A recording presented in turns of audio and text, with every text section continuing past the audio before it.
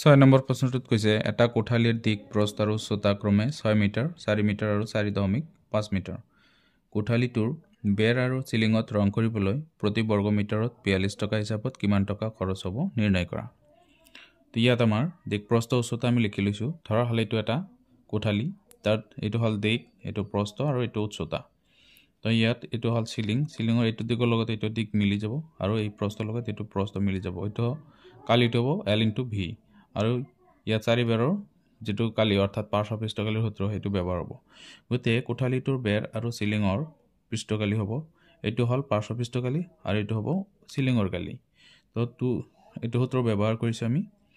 তো ইয়াত মানকেইটা বহাই দিলে L ৰ মান হ'ল 6, B ৰ মান হ'ল 4 আৰু H ৰ মান হ'ল 4.5 আৰু ইয়াত হ'ব L × B অৰ্থাৎ 6 × 4 2 পূৰণ এই দুটা 10 হ'ব আৰু ইয়াতে 45 প্লাছ 6 4 × 24।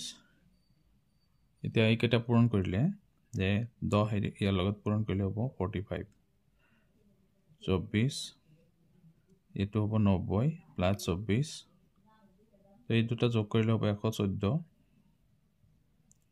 Metre square. এইখিনি হ'ব কালি অৰ্থাৎ কোঠালীটোৰ কালি।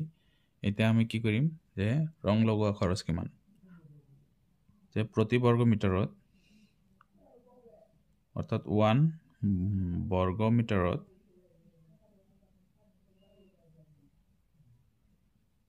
ৰং লগোৱা খৰচ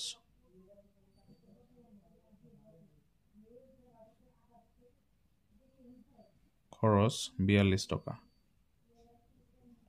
এতেকে 114 বৰ্গ মিটাৰ ৰং কৰি লগোৱা খৰচ 42 পূৰণ 114 114 হ'ব এইটো 114।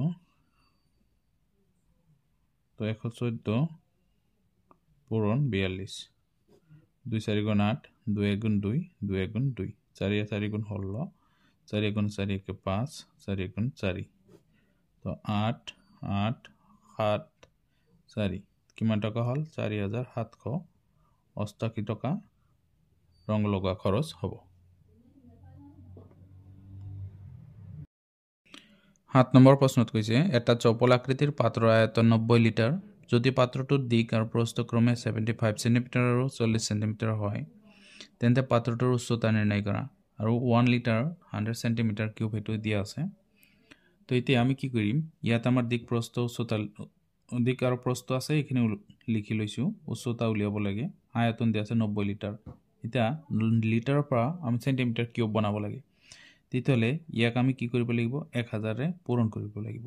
তো 90 পূৰণ 1000 এইটো লিখিম আমি তেতিয়া সেন্টিমিটাৰ কিউব। কাৰণটো হ'ল কাৰণ ইয়াত আমাৰ 1 লিটাৰ মানে হ'ল 1000 সেন্টিমিটাৰ কিউব, সেইকাৰণে আমি 1000 পূৰণ কৰিব লাগিব। তো ইয়াত আমাৰ কিমান হ'ব 90000 সেন্টিমিটাৰ কিউব। এইখিনি হ'ব আয়তন। এতিয়া আমাৰ চৌপলৰ আয়তনৰ সূত্ৰটো যদি আমি ব্যৱহাৰ কৰো, ইয়াতে আয়তনৰ সূত্ৰটো হ'ল আয়তন equal L × B × H LBH। তো ইয়াত আয়তন দিয়া আছে 90000 আৰু L ৰ মান হ'ল 75, B ৰ মান হ'ল 40 আৰু উচ্চতা আমাৰ ইয়াতে দিয়া নাই। তো আমি কি কৰিম, এইখিনি এইফালে হৰণ দি দিম 90000 হৰণ 75 × 40 কাৰণ এইফালে পূৰণ হৈ আছে। তো এইফালে ৰৈ গ'ল আমাৰ H উচ্চতা, 0 কেনসেল কৰি দিলোঁ।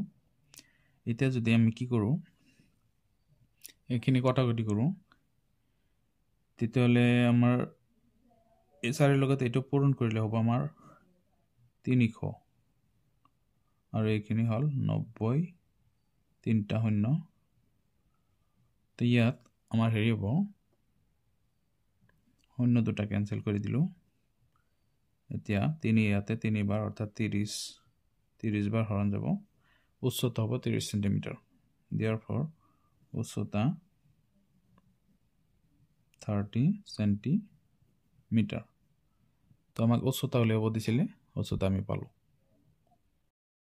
8 নম্বৰ প্ৰশ্নত কৈছে ধাতুৰ পাতেৰে নিৰ্মিত চৌপল আকৃতিৰ বাকচ এটাৰ জোখ 60 সেন্টিমিটাৰ, 40 সেন্টিমিটাৰ, 50 সেন্টিমিটাৰ। আন এটা গণক আকৃতিৰ বাকচৰ দিক 50 সেন্টিমিটাৰ। কোনটো সাজিবলৈ অধিক পৰিমাণৰ ধাতুৰ পাতৰ প্ৰয়োজন হৈছে? তেতিয়াহ'লে আমাৰ এইটো চৌপল আকৃতিৰ বাকচৰ দিক প্ৰস্থ উচ্চতা লিখি লৈছো। তো ইয়াৰ আয়তন উলিয়াব লাগে। আয়তন L B H, ইয়াত L ৰ মান হল 60, B ৰ মান হল 40 আৰু H ৰ মান হল 50 সেন্টিমিটাৰ কিউব। এইখিনি পূৰণ কৰাৰ পিছত আমি কি পাওঁ যে 5 4 গুণ 20, 20 ইয়াত 60 পূৰণ, ইয়াত 20 মানে হল 20, তাৰপিছত দুটা শূন্য 2000 সেন্টিমিটাৰ কিউব। এতিয়া 2 6 গুণে 12, শূন্য হ'ব 4টা সেন্টিমিটাৰ কিউব। এইখিনি আমি ধাতুৰ পাত লাগিব প্ৰথমটোৰ ক্ষেত্ৰত। এতিয়া দ্বিতীয় আন এটা ঘনক আকৃতিৰ বাকচৰ দিক হল ইমান। তো আয়তনটো হ'ব কিমান? আয়তন হ'ব L কিউব। L কিউবটো অৰ্থাৎ L ৰ মান হল 50 কিউব হ'ব আৰু সেন্টিমিটাৰ কিউব হ'ব ইয়াতে। তো 50 কিউব মানে হল আমাৰ 50 into 50 সেন্টিমিটাৰ কিউব। তিনিবাৰ পূৰণ হ'ব। 5 5 গুণ 25 আৰু 5 25 গুণ 125, তিনিটা শূন্য ইয়াতে দিব লাগিব। তো ইয়াতে দেখা যায় আছে কোনটো আটাইতকৈ বেছি ধাতুৰ পাত খৰচ হৈছে বনাওতে। এটা দুটা 3 4 5 6, ইয়াতে 1 2 3 4 5 6। গতি এই সংখ্যাটো বেছি ডাঙৰ এই সংখ্যাটোতকৈ। গতি ইয়াত কি হৈছে আন এটা ঘনক যেটো ঘনক আকৃতিৰ বাকচ সেইটো সজাওতে ধাতুৰ পৰিমাণ বেছি লাগিছে। therefore the ঘনক আকৃতিৰ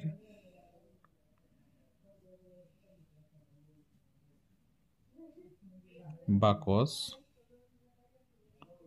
সাজোতে বেছি পৰিমাণৰ ধাতুৰ পাত ব্যৱহাৰ হৈছে।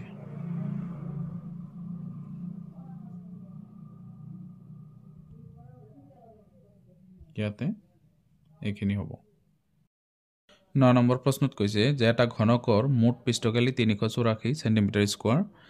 তো ইয়াৰ ঘনকটোৰ দিক আৰু আয়তন কিমান উলিয়াব লাগে। তো আমি সূত্ৰ ব্যৱহাৰ কৰিম মুঠ পৃষ্ঠকালি সূত্ৰটো হ'ব মুঠ পৃষ্ঠকালি